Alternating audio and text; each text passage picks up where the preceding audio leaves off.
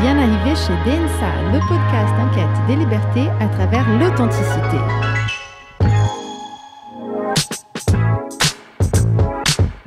Pour commencer en toute sincérité, aujourd'hui, moi, Sarah Poli, révèle que je me sens en peau perdue parce que le directeur de la radio qui est en train de contrôler le son, parce qu'on a envie de faire les choses bien, parce qu'on dégoûte, quoi.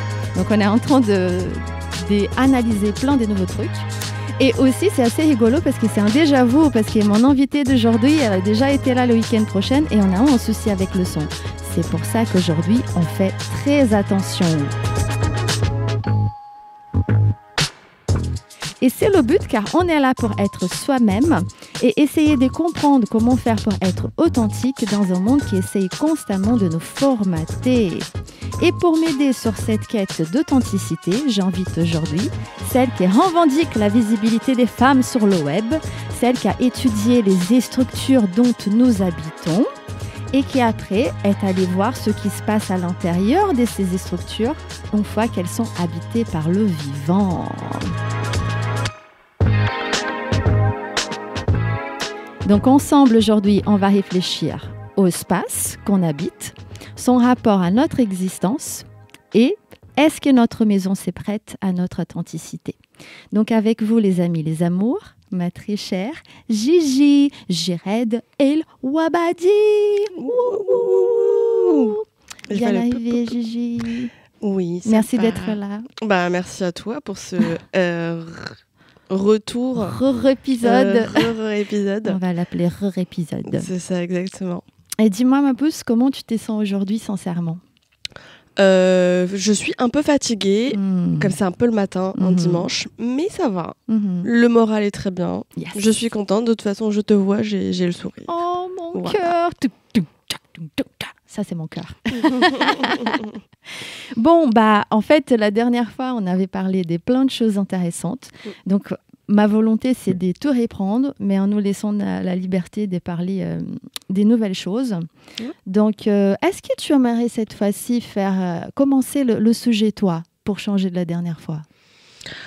Oui, tout à fait, il n'y a pas de problème. Donc, on avait parlé des espaces dans lesquels on vit, puisque c'est mon sujet d'étude. Et en allant chez les gens, l'objectif, c'était de les observer chez eux, de manière à comprendre comment est-ce qu'ils s'approprient leurs espaces qui existent déjà, ou alors est-ce qu'ils s'en créent des nouveaux si jamais ils en ont la possibilité. On avait parlé du fait, par exemple, que quand on vit en métropole, à Paris, par exemple, dans des grandes villes, les espaces intérieurs, ils nous sont un peu imposés, à la fois par la difficulté d'accéder à la location, mais aussi par leur forme. Donc, comment est-ce qu'on fait pour se sentir bien chez soi, créer des espaces qui nous correspondent, qui nous plaisent. Voilà, donc moi je sais que toi par exemple, tu as vécu cette expérimentation d'appropriation d'espace intérieur. Oui, c'est ça ce qu'on disait la dernière fois, que je me rends compte de la précarité tant qu'étrangère de tous les espaces chez nous que j'ai vécu pendant des années en Europe et qui est là pour la première fois, j'arrive dans un espace à peu près correct où je peux rester debout à la maison, où je crève pas d'effroi à la maison, où il n'y a pas de champignons partout dans la maison et que du coup j'ai pour une première fois cette aisance et en plus je vis seule dans cet espace et du coup cette grande aisance de penser à la composition de l'espace, à l'arrangement des choses et c'est là où je me suis réveillée à ce fait que où on décide de ranger les objets, ça va vraiment changer notre rapport aux activités qu'on fait avec ces objets-là et la fluidité de notre existence dans cet espace.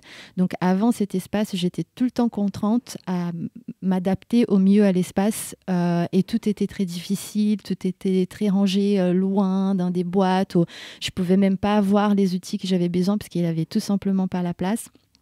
Alors qu'il est là, il a la place pour les outils des différentes natures. Donc, que ça soit pour faire de la cuisine, qu'est-ce que j'utilise le plus souvent. Du coup, je vais le laisser dans un certain lieu où j'ai la facilité pour faire ça parce que du coup, ça, c'est un espace qui s'adapte à moi et pas le contraire.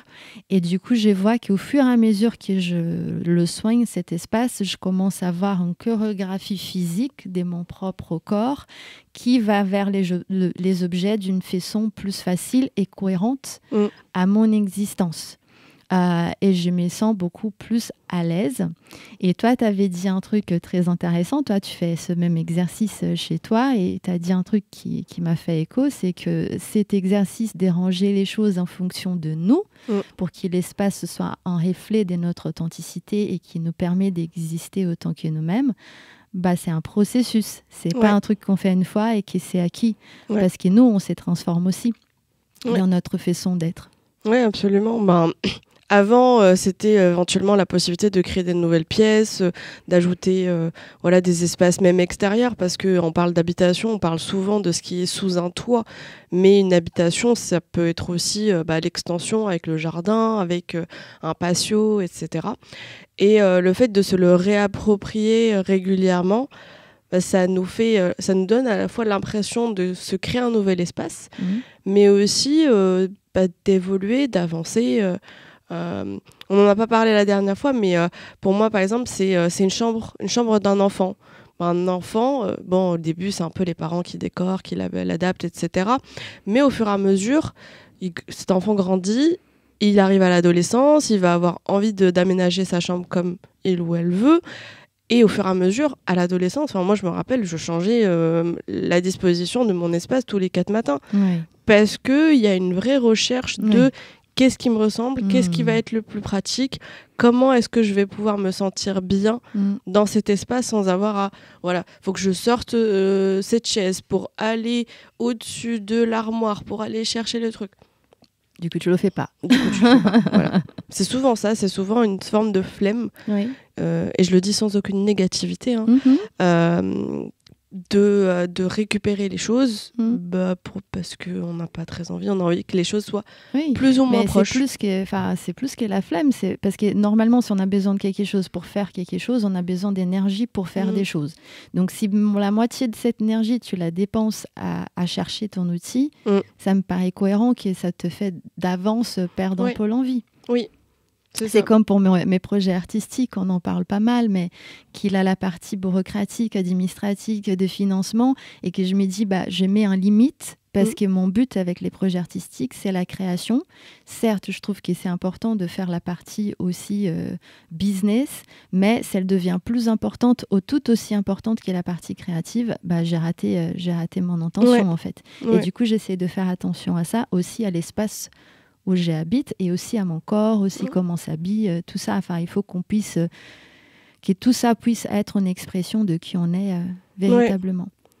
Après, je pense que, parce que j'y ai pas mal réfléchi après notre dernière discussion, des fois, tous ces mouvements, comme tu en avais parlé justement, font partie de cette chorégraphie de faire l'action ou faire l'activité, etc.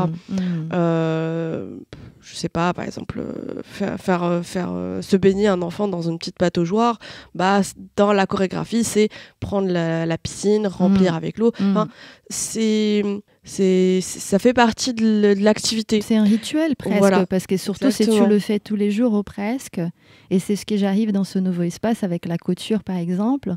Je sais que quand je fais de la couture, je vais prendre du temps pour faire de la couture. Du coup, je me permets de déranger les outils d'une façon un peu plus, qui me prend plus de temps pour aller les chercher, mais parce que je sais que je vais être dans cet état d'esprit.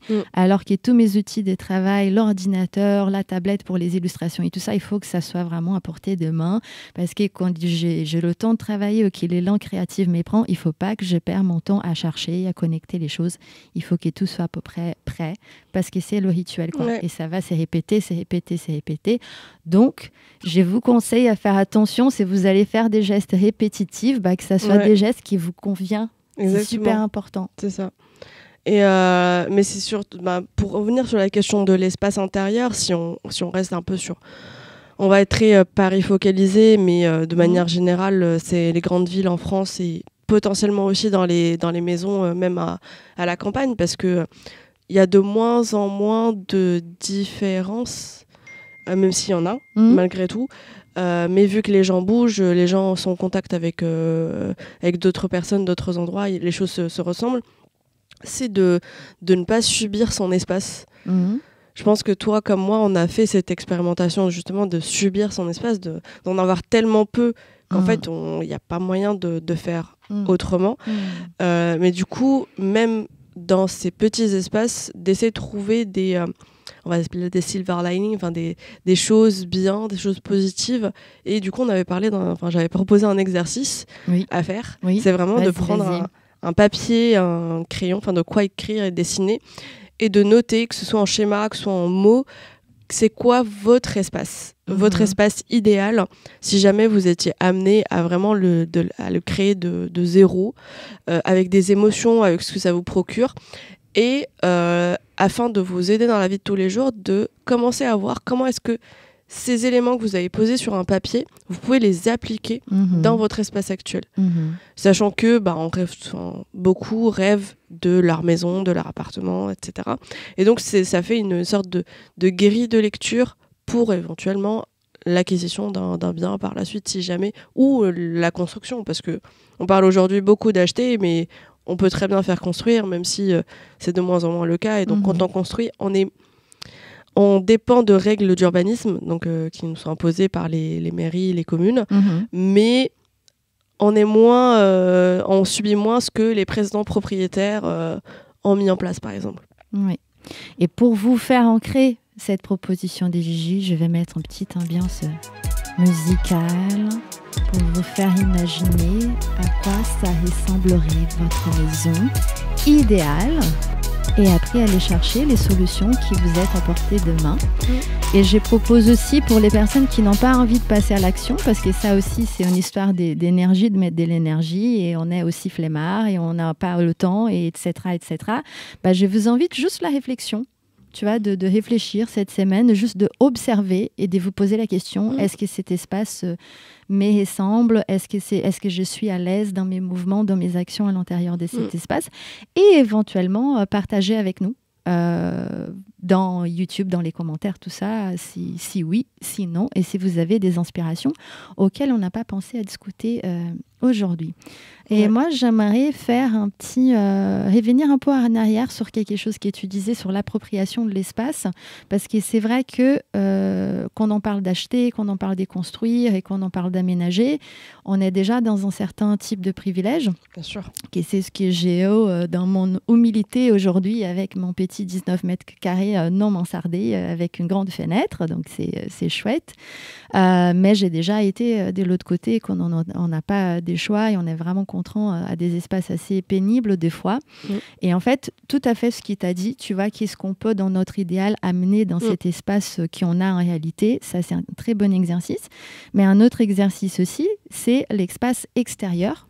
Et c'est ce qu'on fait beaucoup en culture urbaine, du coup, c'est de s'approprier de sa ville avec, par exemple, les taggers, les graffitis, les danses, les skates, les rollers et tout ça. Et pour moi, qui viens de São Paulo, une grande métropole, dans mon adolescence, par exemple, ça a été très important. Notamment les petites rues qui c'est plutôt les dos de maison qui personne y passe et qui personne y pense. On y allait pour faire des dessins, pour boire, pour faire du skate, pour papoter. Et en fait, ça affecte tellement la ville, on s'approprie tellement de la ville qu'aujourd'hui, c'est devenu un lieu super touristique où les gens viennent de l'autre côté du monde pour faire des photos et qui, du coup, les artistes de l'époque, ils vendent des tableau maintenant à un prix pas possible, mais en fait pour vous montrer le pouvoir de l'appropriation. Oui. Je pense que on parle souvent d'espace intérieur et privé, public. Il n'y a pas de limite tranchée entre les deux. Et les chercheuses ont tendance à dire qu'il y a une forme de troisième espace qui est intermédiaire et qu'aujourd'hui on est en train de perdre beaucoup. Parce que, par exemple, on sort du travail, on rentre à la maison. Les enfants, ils passent de l'école à la maison. Oui. On a de moins en moins les espaces publics sont plus difficilement appropriés et appropriables Voilà, tu parlais de ton expérience au Brésil. On peut en parler même ici. Il y a les squares de quartier, on en a de moins en moins. Oui, absolument. Et c'est difficile, en Oran, difficile de faire ce genre de choses. Voilà, c'est ça. Donc, on passe vers des jardins beaucoup plus grands qui sont moins personnalisables où même les parents, ils n'ont pas forcément envie de laisser leurs enfants jouer dans des grands jardin, contrairement à un petit square où ils savent que si eux ne sont pas juste à côté, ils savent que les parents, des nounous, des autres enfants, ils sont pas très loin, qu'ils vont garder un œil, etc. Donc je pense que aujourd'hui c'est important de prendre soin de son espace intérieur, de son espace d'habitation, parce que c'est surtout celui dans lequel on dort, on va tendance à avoir passé quand même beaucoup de temps, mais ne pas oublier qu'il y a d'autres espaces. Oui. Je sais que dans la communauté de tout ce qui est revégétalisation de la ville, c'est très présent aussi. Ne pas hésiter à aller regarder de ce côté-là. Et c'est sûr que dans tous les cas, nos discours, il faut prendre en considération le privilège auquel on a accès. Oui. Et d'ailleurs, c'est important que tu parles de la diversité des espaces qui nous appartiennent, parce que souvent, on oublie que les espaces publics sont censés être nos espaces, même si on met des contrôleurs et qu'on nous traite comme si on était des criminels, qu'on en est en train de s'approprier d'un espace, mais ça nous appartient. Et justement, quand j'étais dans des situations plus compliquées dans mon espace personnel à la maison, où j'étais pas bien, où j'avais froid, tout ça, les médiathèques, par exemple, à Paris, c'est des lieux qui m'ont énormément aidé à avoir un peu plus de chaud, à pouvoir accéder à une boisson chaud vraiment pas cher, tu vois, quelques centimes. Et maintenant, la ville de Paris, ils ont un projet qui s'appelle les projets des 15 minutes. Je ne sais pas si tu as entendu parler de ça.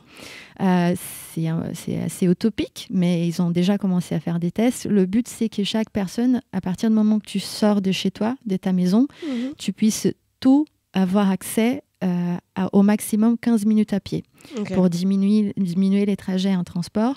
Et dans cette idée, il y a aussi l'idée de l'éphémérité des lieux publics. Du coup, par exemple, une école qui est ouverte du lundi au vendredi, du coup, pourquoi elle resterait fermée le week-end? Pourquoi on ne fait pas quelque chose d'intéressant pour les gens de ce quartier? Et du coup, ils ont maintenant plein des projets comme, par exemple, faire en aire des loisirs, mais aussi amener, par exemple, des avocats publics pour les gens qui ont besoin d'être conseillés, de faire des cours d'informatique pour les personnes qui s'y connaissent mal, pour les personnes plus âgées. Et je trouve que ça, c'est justement une façon de faire qui est notre chez nous, ne se limite pas à notre mur. Absolument. Ouais, je suis d'accord. Non, c'est sur la question de l'ouverture des écoles, les week-ends et tout ça, j'en avais entendu parler. Et je sais que c'est pas mal en expérimentation dans les arrondissements centraux, surtout de Paris, en espérant que ça se propage. Après, moi, je suis toujours un peu réticente par rapport aux décisions qui viennent d'en haut. Je pense on peut très bien prendre des décisions individuelles et de quartier, de groupe, sans avoir à avoir l'aval ou l'accord d'une mairie ou autre, à partir du moment où c'est pas une dégradation, dans le sens où c'est pas une destruction qui va faire qu'on pourra pas servir de l'espace par un autre groupe. Mais moi, je ne comprends toujours pas pourquoi on considère que les tags, c'est interdit. Enfin, voilà. C'est une forme d'expression d'artiste. Les tags. Oui. Voilà. Même dans la communauté. Des choses à dire par rapport dans la communauté, on sait très bien que un tag sur un mur, il est éphémère et que quand quelqu'un d'autre vient et qu'il continue dessus ou qu'il repeint dessus, etc., c'est normal, ça fait partie du contrat. Je vais même parler, parce que du coup, au Brésil, à São Paulo, au niveau de violence et criminalité, c'est un peu plus pas mal poussé qu'ici. Et en fait, un vrai phénomène urbain avec les graffitis, les tags et les arts de rue, tout simplement le fait d'habiter les rues et faire des choses dans la rue, c'est qu'ils s'arrondent de lieux qui sont potentiellement dangereux. Donc, je parlais de ces dos de maisons. En fait, c'est un petit passage où il ne se passe rien et qui plein de choses mauvaises peuvent se passer. Et le fait qu'on allait habiter ces lieux et qu'on mettait des super tags et des super dessins, et que du coup, les copains venaient voir ce qu'on avait fait et que du coup, on était ensemble et que du coup, on amenait à boire, ça veut dire qu'il avait du mouvement, ça veut dire qu'il avait du monde et ça veut dire qu'il n'avait donc pas des dangers. Et la ville de São Paulo, il a énormément de lieux de la ville qui se sont transformés en lieux super agréables et communautaires parce qu'ils ont tagué. Ouais. Tout simplement et exclusivement parce qu'on a commencé à taguer. Ton histoire, elle me fait penser à un récit que j'ai entendu. Alors, il faudra vérifier, mais je crois que c'était en Suède. Il y avait un square où il y avait une problématique de marchandage de produits illicites, voilà, de drogue, etc. Et la commune cherchait des solutions. Ils ont demandé aux populations, etc. Le côté répressif qui est souvent utilisé en France, malheureusement, aurait été de mettre des agents de sécurité, etc. Sauf que les agents de sécurité, au-delà de dissuader ou pas les vendeurs de venir, ils dissuadaient les gens aussi, en fait, parce que t'as pas envie d'aller dans un square quand il y a un agent de sécurité. Qu'est-ce qu'ils ont fait ? Ils ont investi, ils ont payé des petites mamies qui tricotent. Et ils les ont fait s'asseoir dans le square régulièrement. Et en fait, on peut penser ce qu'on veut, mais le mec le plus baraqué du monde et le plus violent du monde, il voit une mamie qui est en train de tricoter. Elle lui fait penser à sa mamie, potentiellement. Bah, il va pas trop s'approcher, il va essayer de s'en éloigner. Et donc, au fur et à mesure, en fait, c'est devenu un repère de mamie qui tricote. Il y a plus de drogue, il y a plus de vente, mais les mamies, en fait, elles ont continué à venir sans être payées parce que elles se sont bien senties dans ce square. Et voilà, enfin, des fois, il faut sortir un peu de out of the box, comme on dit. Il faut réfléchir en dehors pour trouver des solutions qui arrangent. Oui, et de toute façon, je crois qu'on revient au sujet le plus important de notre existence collective, c'est que souvent la solution pour plein de choses, voire tout, c'est la diversité, quoi.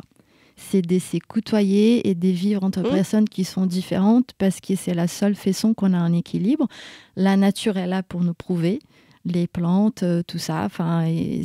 Dès qu'on essaie de faire de la monoculture, on a plein de soucis qui découlent. Et entre les êtres humains, c'est pas différent.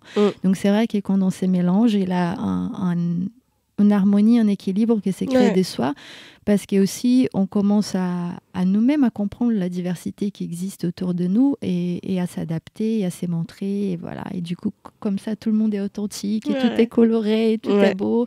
Et c'est mon utopie à moi, mais par plein des lieux et par plein des projets, on peut y arriver, et justement, dans les cultures urbaines qu'on parlait. Et la chance, c'est toi, tu as un chez-toi, toi qui nous écoutes, tu as un chez-toi, ça aussi, c'est un espace qui tu peux mettre à ton image autant qu'à faire. Et on parlait aussi, je vais rentrer sur ces sujets pour finir, parce que là, il nous reste 3 petites minutes, mais on parlait de femmes et d'hommes de ménage dans les maisons des gens en poésie qui, finalement, ne savent même pas où sont les outils à la maison. Donc, moi, j'aimerais vous inviter à faire un petit exercice de devenir plus intime, comme on dirait en français, d'approche émotionnelle, voilà, avec votre chez vous.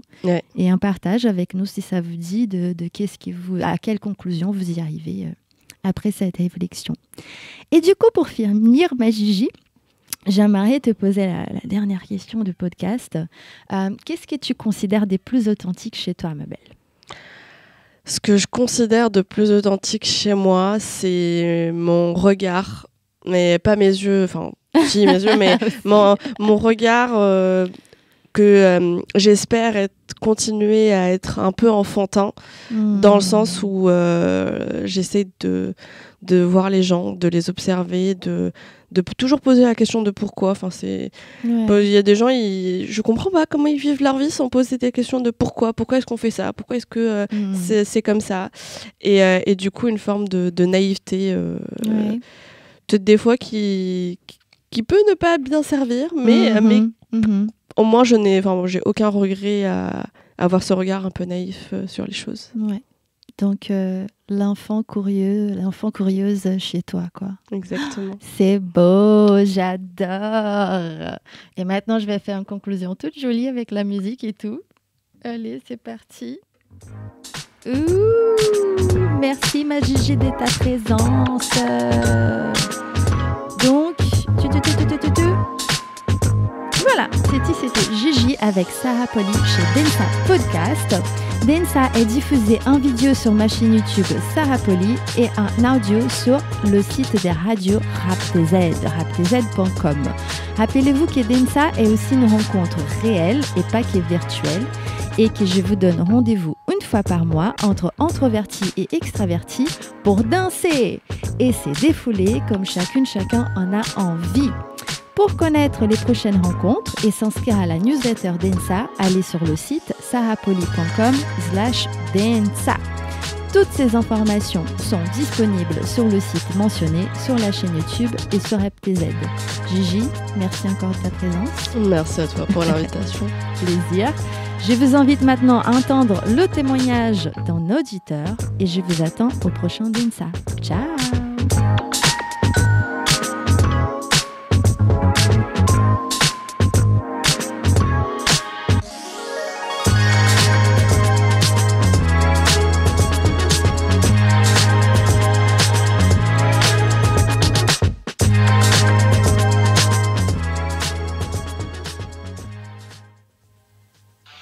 L'authenticité, pour moi, ça consiste à se comporter spontanément, à ne pas se mentir et donc à ne pas mentir aux autres dans son attitude. Merci le directeur. Merci Gigi. Yeah, c'est conclu.